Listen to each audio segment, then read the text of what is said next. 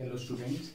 So we are doing chapter 6, that is work, energy and power, and in the previous lecture we studied about potential energy, basically the gravitational potential energy. Today we will study next topic, that is potential energy of a spring, elastic potential energy के बारे में पढ़ना है. हमें किसके बारे में पढ़ना है? Elastic potential energy. Okay, elastic potential energy क्या होता है? मैंने आपको बताया था potential energy is the energy possessed by body due to its position और कॉन्फ़िगरेशन. बताया था पोजीशन में तो हमने पढ़ लिया mgh, कुछ ही हाइट पे पढ़ा है तो ग्रेविटेशनल पोटेंशियल एनर्जी आएगा. अब हमारे पास कोई स्प्रिंग है, अगर जब स्प्रिंग वैसे ही रखा है अपनी रेस्ट स्टेट में तो उसमें क्या बोलते हैं उसको? स्प्रिंग कैसे है? इक्विलिब्रियम पे है. स्प्रिंग कहाँ है? इक्विलिब्रियम पे है. ठीक है, अगर मैं स्प्रिंग पे कुछ फोर्स लगाऊं, इसको स्ट्रेच करूं तो क्या हो जाएगा? मुझे कुछ वर्क करना पड़ेगा इसको स्ट्रेच करने के लिए. ठीक है ना? और वो वर्क कहां जाएगा? पोटेंशियल एनर्जी में स्टोर हो जाएगा. किसकी पोटेंशियल एनर्जी में? स्प्रिंग की इलास्टिक पोटेंशियल एनर्जी में. ठीक है ना? पोटेंशियल एनर्जी में स्टोर हो जाएगा. और जब मैं ऐसे ही इसको कॉम्प्रेस करूंगा तो भी इसमें कुछ खिंचाव आएगा, कुछ टेंशन आ जाएगी ना. कॉम्प्रेस करूंगा, जैसे ही छोड़ूंगा वापस जाएगा स्प्रिंग. ठीक है, तो जब मैं इसको प्रेस कर रहा हूं तो भी मुझे वर्क करना पड़ेगा. वो वर्क किस में स्टोर हो जाएगा? पोटेंशियल एनर्जी में स्टोर हो जाएगा. जैसे ही मैं छोड़ूंगा वो पोटेंशियल एनर्जी कहां जाएगी? फिर से काइनेटिक एनर्जी में स्टोर हो जाएगी. थोड़ी देर तक स्प्रिंग आगे पीछे होगा और फिर वहीं रुक जाएगा. Clear? So potential energy of spring पढ़ते हैं. इसके लिए सपोज मेरे पास 3 कंडीशंस हैं.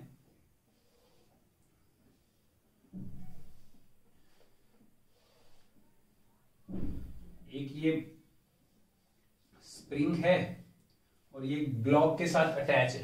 क्लियर? एक स्प्रिंग है और एक ये ब्लॉक के साथ अटैच है. इस ब्लॉक पे मैंने यहां बाहर एक्सटर्नल फोर्स लगाई, Fe से डिनोट कर रहा हूं. External force FEX. Clear? External force लगाया, बाहर की तरफ खींचा तो क्या होगा? ये स्प्रिंग क्या होगा? स्ट्रेच हो जाएगा बाहर की तरफ. सपोज एक्सटर्नल फोर्स लगाई और तो स्प्रिंग बाहर की तरफ खींच जाएगा. क्लियर? सपोज मैंने ये कुछ x डिस्टेंस बाहर की तरफ स्ट्रेच किया. जब मैं स्प्रिंग को बाहर की तरफ स्ट्रेच करूंगा, जैसे ही बाहर की तरफ स्ट्रेच किया एक्सटर्नल फोर्स से, तो इसमें टेंशन आएगी और छोड़ते ही क्या होगा? ये वापस जाने की कोशिश करेगा. ऐसा क्यों होता है? वापस जाने की कोशिश क्यों करता है? क्योंकि जो हमने जितनी एक्सटर्नल फोर्स जैसे लगाई, स्ट्रेच किया, तो एक फोर्स लगती है पीछे की तरफ, मतलब उससे ऑपोजिट डायरेक्शन में फोर्स लगती है, जिसको बोलते हैं हम स्प्रिंग फोर्स. कौन सी फोर्स होती है? Spring force. स्प्रिंग फोर्स लगती है, that is always in opposite direction to the external force. External force लगाया, जैसे ही छोड़ेंगे तो वापस जाएगा. क्यों? क्योंकि जैसे इसको हम स्ट्रेच करते हैं तो एक फोर्स लग रही होती है हमेशा पीछे. कौन सी लगती है? उसमें स्प्रिंग फोर्स लगती है. क्लियर? तो ये कैसे जाएगा? वापस जाएगा. ये जो है ये क्या है? x not. ये इक्विलिब्रियम पोजीशन है जहां मैंने ये जो डॉटेड लाइन डाली है, मतलब स्प्रिंग जब रेस्ट पे है. क्लियर? मैंने इसको इक्विलिब्रियम पोजीशन से क्या किया? डिस्प्लेस किया. x डिस्प्लेसमेंट से मैंने डिस्प्लेस किया इसको. ये ब्लॉक पहले यहां था, इसको डिस्प्लेस किया तो ये स्ट्रेच हो गया और वापस आने की कोशिश करेगा. ऐसे ही एक और कंडीशन क्या हो सकती है? मैं इसको इक्विलिब्रियम पोजीशन को क्या करूं? कॉम्प्रेस कर दूं यहां से स्प्रिंग को. जब मैं इक्विलिब्रियम पोजीशन से उसको कॉम्प्रेस करूंगा, ये ब्लॉक है जो कुछ m मास का ब्लॉक है, इसको कॉम्प्रेस करूंगा अगर मैं, तो क्या होगा? स्प्रिंग वापस इसको, मतलब जब कॉम्प्रेस करूंगा, ये इक्विलिब्रियम पोजीशन है, यहां से अंदर लेके आऊंगा, मतलब इधर एक्सटर्नल फोर्स लगा रहा हूं, तो स्प्रिंग छोड़ते ही क्या होगा? बाहर की तरफ जाएगा. तो इस पे भी एक तरह की यहां स्प्रिंग पे ऑपोजिट फोर्स लग रही होगी. स्प्रिंग फोर्स, स्प्रिंग में ऑपोजिट फोर्स लग रही होगी, एक्सटर्नल फोर्स से ऑपोजिट, जो इसको बाहर की तरफ खींचेगी. यहां भी सपोज मैंने इक्विलिब्रियम से इसको x डिस्टेंस डिस्प्लेस कर दिया. क्लियर? सो इसके बेसिस पे एक लॉ पढ़ेंगे हम. कौन सा? Hooke's law. Hooke's law. So according to Hooke's law क्या कहता है कि ये जो स्प्रिंग फोर्स है, जितनी स्प्रिंग फोर्स लगती है, that is directly proportional to the displacement. जितना ज्यादा डिस्प्लेस करेंगे उतनी ही ज्यादा स्प्रिंग फोर्स लगेगी। ऑब्वियस है ना, खुद मतलब प्रैक्टिकल सोच के देखो कि हम स्प्रिंग को जितना ज्यादा खींचेंगे छोड़ने में मतलब उसमें उतनी ज्यादा फोर्स लग रही होगी, वापस छोड़ते ही वो और तेजी से जाएगा। तो जितना ज्यादा इसमें एक्सटेंशन है, जितना ज्यादा इसको स्ट्रेच करेंगे, एक्स क्या है, एक्स एक्सटेंशन, क्लियर, जितना ज्यादा एक्सटेंड करेंगे इसको इक्विलिब्रियम पोजीशन से उतना ही स्प्रिंग फोर्स लगेगा। और इसका प्रोपोर्शनैलिटी कांस्टेंट हटाते हैं, सॉरी प्रोपोर्शन डायरेक्टली प्रोपोर्शनल हटाते हैं तो कांस्टेंट ऑफ प्रोपोर्शनैलिटी आ जाता है के एंड दिस के is called spring constant and this के इज कॉल्ड स्प्रिंग कांस्टेंट। और नेगेटिव साइन क्या बताता है, क्या बताएगा नेगेटिव साइन, यस कि फोर्स हमेशा ऑपोजिट डायरेक्शन में है, किसके, एक्सटेंशन के, एक्सटेंशन के ऑपोजिट डायरेक्शन में क्या है, फोर्स है, क्लियर। के बेसिकली स्प्रिंग के बारे में बताता है। अगर के की वैल्यू लार्ज है तो स्प्रिंग कैसा है, स्प्रिंग इज स्टिफ, स्टिफ है स्प्रिंग, ठीक है, हार्ड है मतलब। और अगर के की वैल्यू स्मॉल है तो स्प्रिंग कैसा है, स्प्रिंग इज सॉफ्ट, सॉफ्ट है स्प्रिंग। के की वैल्यू लार्ज है स्प्रिंग स्टिफ है, के की वैल्यू स्मॉल है स्प्रिंग क्या है, सॉफ्ट है। क्या याद रखना है, this Hooke's law, F is equal to minus k x where k is spring constant. और स्प्रिंग कांस्टेंट की यूनिट क्या होगी, एसआई यूनिट क्या होगी स्प्रिंग कांस्टेंट की, के की निकालनी है। फोर्स की क्या होती है, न्यूटन, ये क्या है, इलोंगेशन एक्सटेंशन डिस्टेंस है ना, सो न्यूटन पर मीटर क्या होगी, न्यूटन पर मीटर, क्लियर। तो क्या आ गया हमारे पास, स्प्रिंग फोर्स आ गया, F is equal to minus k x. अब स्प्रिंग फोर्स लग रहा है और मुझे इसको एक्सटेंड कर रहा हूं तो मुझे कितना वर्क करना पड़ेगा, कम से कम इस फोर्स के अपोजिट मुझे फोर्स लगानी पड़ेगी, उतना वर्क करना पड़ेगा। सो दो चीज निकालते हैं, work done by spring force when spring is stretched to distance dx। Small distance dx से अगर हम स्ट्रेच करेंगे तो वो कितना वर्क डन करना पड़ेगा, spring force, work done by spring force that is equal to Fs dx। Force work done क्या होता है, force into displacement, work done क्या होता है, force into displacement, clear. Spring force work done by spring force है, clear. तो ये force spring force कितना है, minus k x dx, clear, that is small work done by spring force. Suppose initial वो कहां था, एक्सआई पोजीशन पे था कुछ, और फाइनल आफ्टर स्ट्रेचिंग वो फाइनल पोजीशन क्या हो गया, एक्स एफ, ठीक है। सो इनिशियल अगर डिस्प्लेसमेंट एक्सआई था, यहां पूरा लिख लो, initial displacement x i, final displacement x f. So total work done, total work done कितना होगा, यस टोटल वर्क डन हम इंटीग्रेट कर देंगे बोथ साइड्स फ्रॉम, किस पे इंटीग्रेशन करना है, एक्स पे इंटीग्रेशन करना है, एक्स पे इंटीग्रेशन करना है, कहां से करेंगे, from initial to final. dws का क्या होगा integrate, work done by spring force minus k, minus भी बाहर आ जाएगा और के कांस्टेंट है, स्प्रिंग कांस्टेंट बाहर आ जाएगा, अंदर क्या बचेगा, x dx from xi to xf। अब x dx का इंटीग्रेशन ये हम बहुत बार कर चुके हैं, आप x dx का इंटीग्रेशन क्या होगा, मतलब x की पावर n dx है, उसका इंटीग्रेशन क्या होगा, x स्क्वायर बाय 2 और लिमिट्स हैं x initial to x final, minus k by 2 constant बाहर आ जाएगा, एक बार इसमें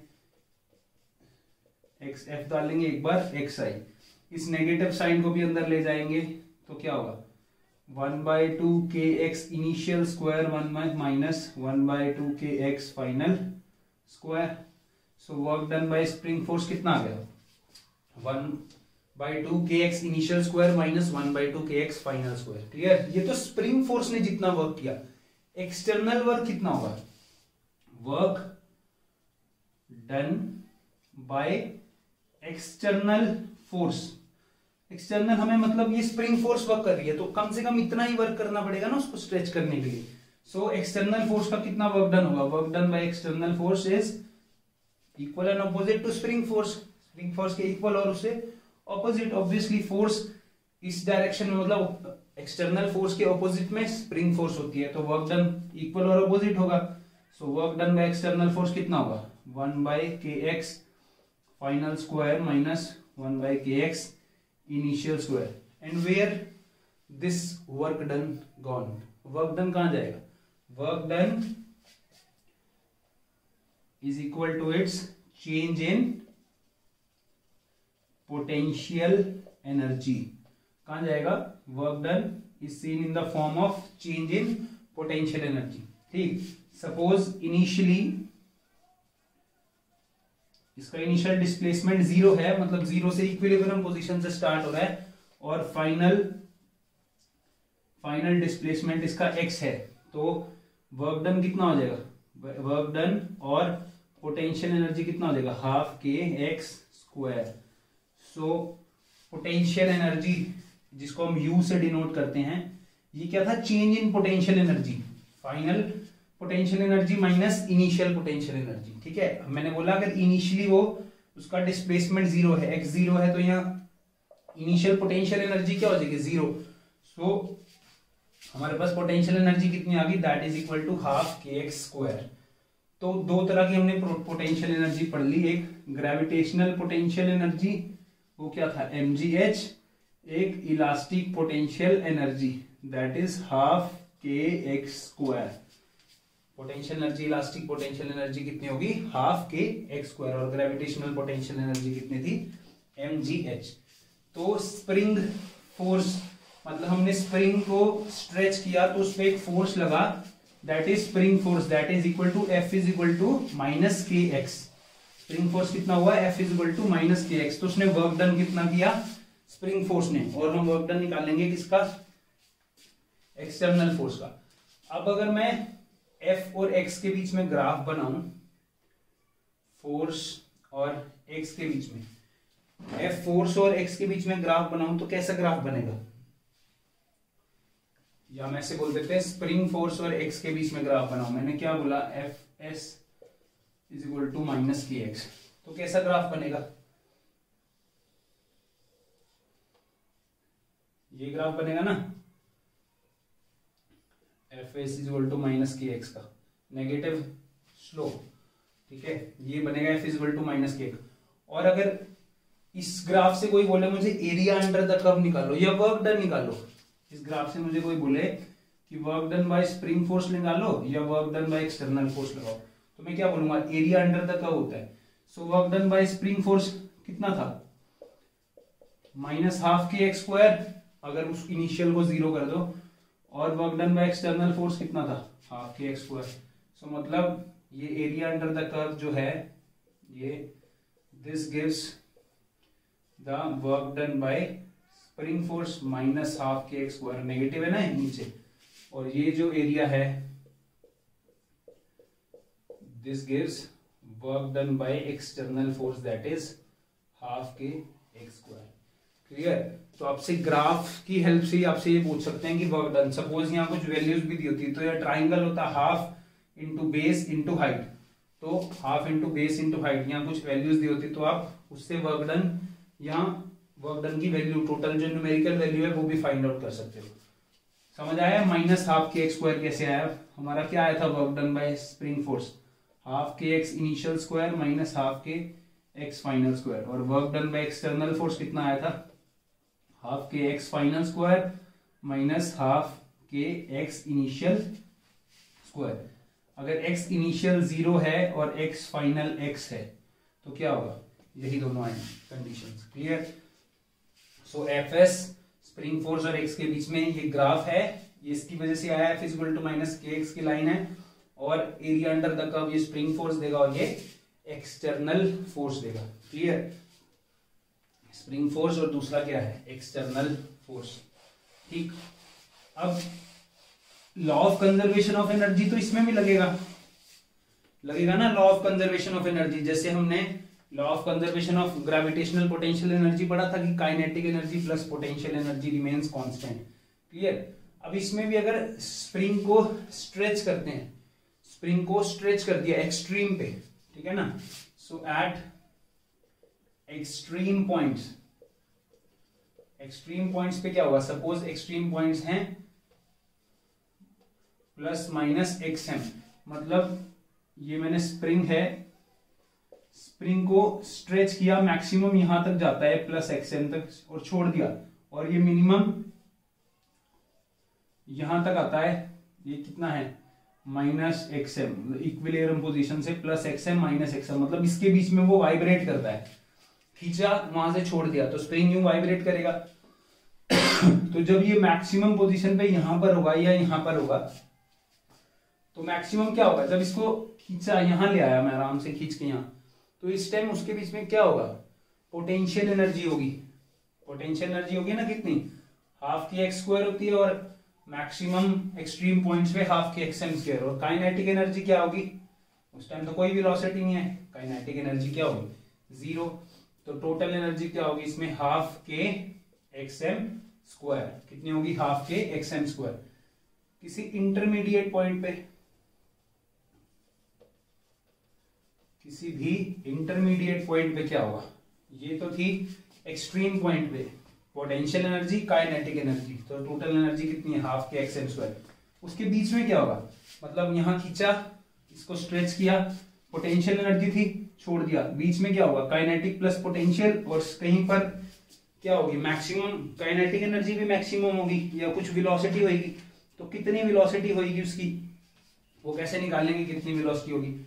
सो total energy is kinetic plus potential energy, के प्लस यू लिख सकते हैं टोटल एनर्जी। टोटल एनर्जी कितनी होनी चाहिए, टोटल तो सेम ही होनी चाहिए, जो यहां पर है वही यहां होनी चाहिए, half k x m square, kinetic energy half m v square, plus potential energy कहीं बीच में कोई एक्स पॉइंट है, half k x square. Clear, तो यहां से अगर हम वेलोसिटी निकालना चाहें, तो हाफ तो कैंसिल ही हो जाएगा, तीनों जगह हाफ कैंसिल हो जाएगा, सो एम वी स्क्वायर कितना आ जाएगा, k common x m square minus x square, और एम बी हटा लेंगे तो के बाय एम हो जाएगा। तो यहां से वेलोसिटी किसकी कितनी निकल के आई, under root k by m x m square minus x square. तो ये क्या आ गया, कहीं भी बीच में उसकी कितनी वेलोसिटी है इंटरमीडिएट, जब वो पोटेंशियल एनर्जी काइनेटिक एनर्जी में चेंज हो रहा है, तो काइनेटिक एनर्जी कितनी होगी, half m v square, v square कितना हो जाएगा, what is half m v square, half m v square is half m v square. तो यहां वी स्क्वायर आएगा, एम से एम कट जाएगा, हाफ के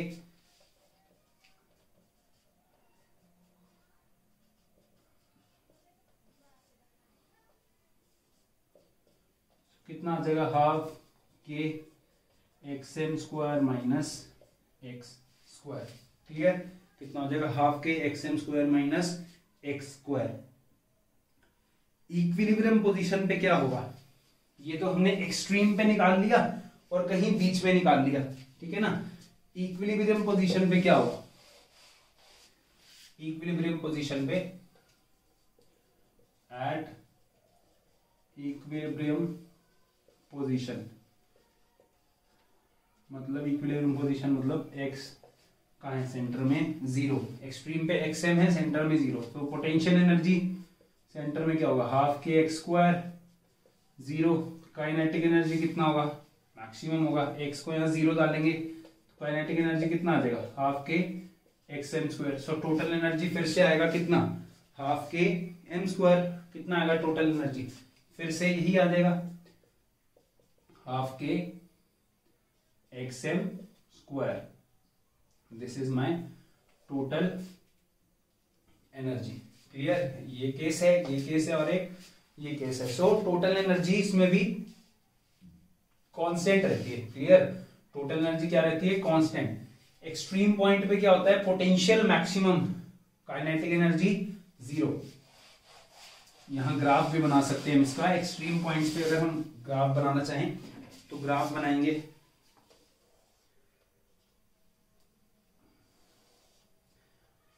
एनर्जी और डिस्टेंस या डिस्प्लेसमेंट, एनर्जी और डिस्प्लेसमेंट का ग्राफ एट एक्सट्रीम पॉइंट्स।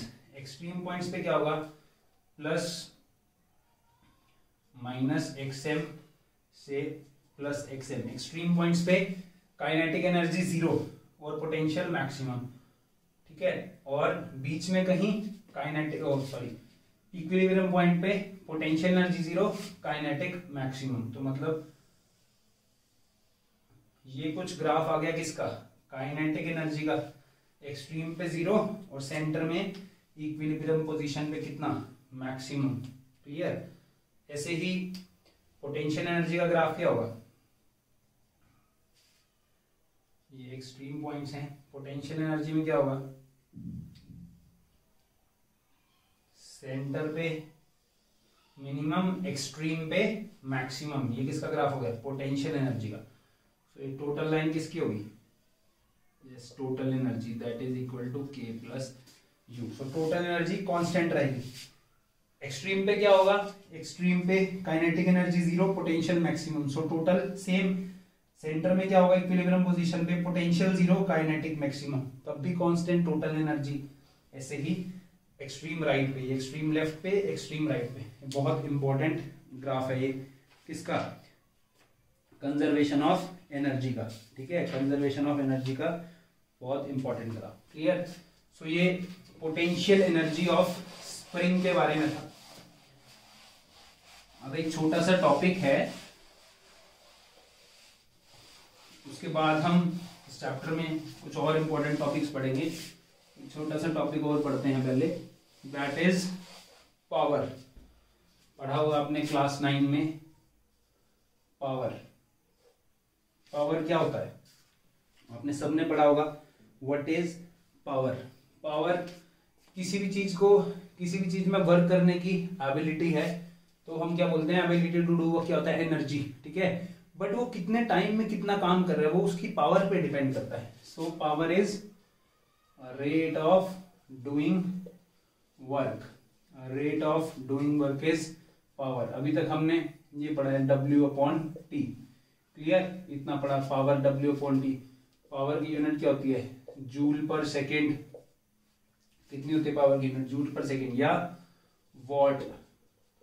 और प्रैक्टिकल या कॉमर्शियल, प्रैक्टिकल यूनिट और कौन सी होती है पावर की, प्रैक्टिकल यूनिट किलोवाट। किलोवाट होती है प्रैक्टिकल यूनिट, और मेगावाट की होती है पावर, ठीक। सो ये तो आपने 9th क्लास में पढ़ा होगा, वर्क डन अपॉन टाइम। हमने यहाँ इंस्टेंटेनियस पावर पढ़ना है।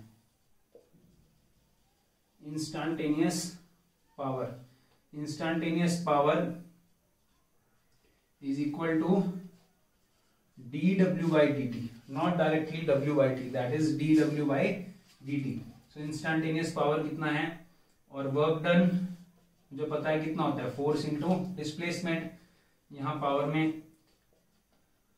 तो करेंगे d by dt of force into displacement. If force is constant, अगर कांस्टेंट फोर्स अप्लाई कर देंगे तो कितना होगा, कांस्टेंट बाहर आ जाएगा, that is ds by dt. and what is ds by dt, ds by dt is v. so power is force into velocity. clear, power कितना होगा, power equal to force into velocity. और अगर हम vector बात करें, यहां पर starting ही vector लेके चले, वर्क डन क्या होता है, force F dot S। Clear, तो पावर कितना हो जाएगा, dot product of force and velocity. और इसी, अब W/T पे क्वेश्चन नहीं आने वाला, क्वेश्चन आने वाला है इस पे, force dot product of force and velocity is power. Dot product है तो पावर कैसी क्वांटिटी होगी, स्केलर क्वांटिटी होगी। यहां से भी पता चल रहा है, वर्क डन स्केलर है, टाइम स्केलर है, तो पावर भी क्या है, एक scalar quantity. So power is F dot V, dot product of force and displacement. What is power? Power is dot product of force and displacement. एक 1 horse power भी unit होती है, that is 746 watt. 1 kilowatt is 10 raised to power 3 watt.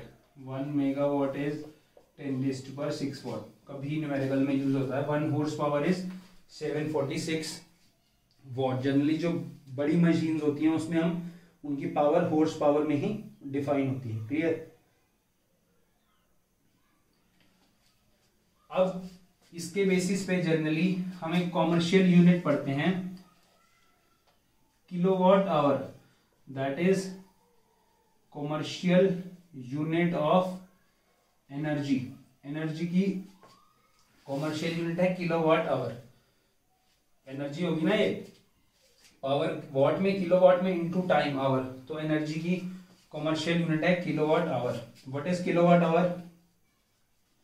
When 1 kilowatt appliance is used for 1 hour,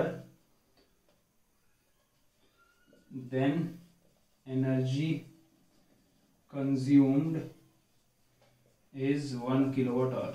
ये आपने सब पहले पढ़ा हुआ है. 1 किलोवाट अप्लायंस, जब 1 किलोवाट की अप्लायंस 1 घंटे के लिए चलती है तो 1 किलोवाट आवर. ये वही 1 यूनिट जो आपका इलेक्ट्रिसिटी बिल आता है, उसमें जो मीटर की रीडिंग आती है ना, हम इतने यूनिट मीटर चल गया, ठीक है ना, 104 यूनिट मीटर चल गया, तो एक यूनिट, ये किलोवाट आवर एक यूनिट के इक्वल होता है. क्लियर? 1 kilowatt hour. और 1 किलोवाट आवर का जूल में कन्वर्जन करना हो तो कैसे करेंगे?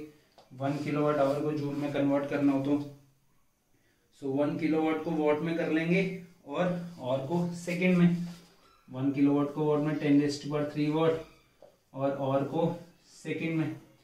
कितना हो जाए? 3.6 into 10 raised to power 6 joule पर सेकेंड. वॉट को हम जूल पर सेकेंड में लिख सकते हैं ना, इंटू दिस सेकेंड, तो सेकेंड से सेकेंड कैंसिल हो जाएगा. 1 kilowatt hour is 3.6 into 10 raised to power 6 joule. Clear? इसमें पावर में जितना मतलब जो इंपॉर्टेंट है that is only this thing. याद क्या रखना है? Power is force dot product of force and velocity. Force और वेलोसिटी का डॉट प्रोडक्ट क्या है? पावर है. Clear? Potential energy of spring पढ़ा आज हमने और पावर के बारे में पढ़ा. पोटेंशियल एनर्जी ऑफ स्प्रिंग के बारे में पढ़ा और पावर के बारे में पढ़ा. एक मास एनर्जी रिलेशन होता है, आइंस्टाइन मास एनर्जी रिलेशन, बहुत इंपॉर्टेंट है. E is equal to mc square. Sort of वो भी कंजर्वेशन ऑफ एनर्जी से रिलेटेड ही होता है. Mass energy relation, that is mass can be converted to energy, energy can be converted to mass. It can neither be created nor be destroyed. That is Einstein's mass energy relation. That is Einstein mass energy relation. Energy can be converted to mass and mass can be converted to energy. Conservation of energy भी यही है. Energy can neither be created nor be destroyed. It can be converted from one form to another. So this is all about today's lecture. If you have any doubt, you can ask me. In the next lecture, we will study about collision, a very important topic that we will study. Thank you.